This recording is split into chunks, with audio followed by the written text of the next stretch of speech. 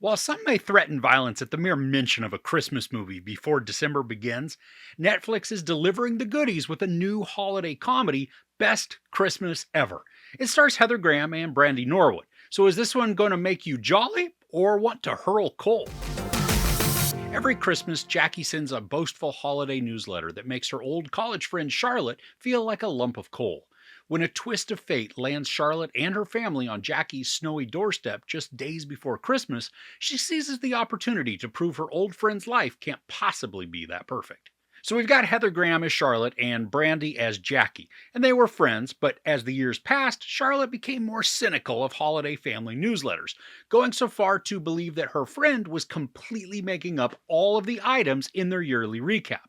Now, when Charlotte and her family inadvertently arrive at Jackie's home a few days before Christmas, tensions rise, sparks fly, and then Charlotte does her best to prove Jackie's life is all a fake. Now, for the first half of the film, Charlotte is unlikable at every turn. She's dismissive of her kids, rude and untrusting to her husband, and then suspicious and doubting of Jackie. And because of her distrust, she causes calamity that threatens to ruin Christmas for both families. So instead of coming across as cute or funny, the tone of this is petty and immature. But it wouldn't be a holiday movie if we didn't get to see a Scrooge-like turnaround in a character, so that they can see the errors of their ways and make a change for the better. And luckily, that's exactly what happens. There's nothing overly deep about this story. I mean, it's about friendship, understanding, and acceptance. Once Charlotte has one of those aha moments, she becomes a much more likable character, diving into the cheese and schmaltz that you'd expect with a holiday family comedy. Now, the humor in this is only so-so. There are some sexually suggestive scenes that are meant to be funny, but they're so mild so as not to offend any littles watching. The sight gags and innuendos are just harmless, and they don't induce any sort of chuckle.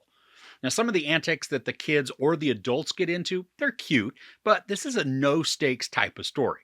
One that you can put on in the background, follow along casually, and then be mildly entertained. Now, the whole trajectory with Charlotte and Jackie, it's obvious and predictable, but that's also some of the charm. Once Charlotte begins to make changes in her attitude and behavior, this becomes a cute little family film that has a little bit of Santa silliness to keep younger audiences somewhat engaged. The message of the story is worthwhile and it's touching, showcasing friendship and support along with forgiveness. Now, from a technical perspective, there are some green screen sequences that are unconvincing, clearly not in real environments. And then there are many filming techniques that make portions feel like this is a TV show.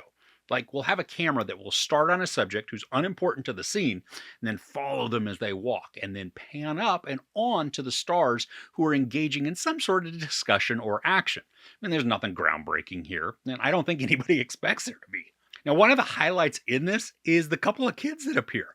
Charlotte has two children, and Jackie has one, each a bit quirky, but with big personalities that allow them to steal their scenes.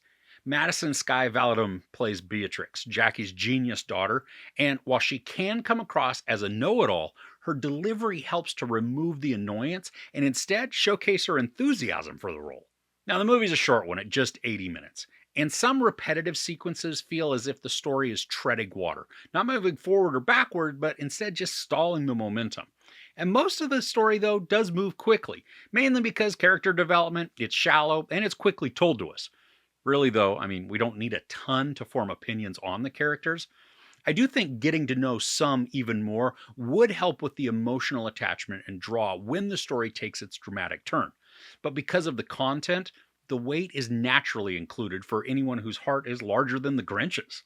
Now, if you've watched my reviews before, you know my bar is pretty low for enjoyment when it comes to romantic comedies and holiday stories.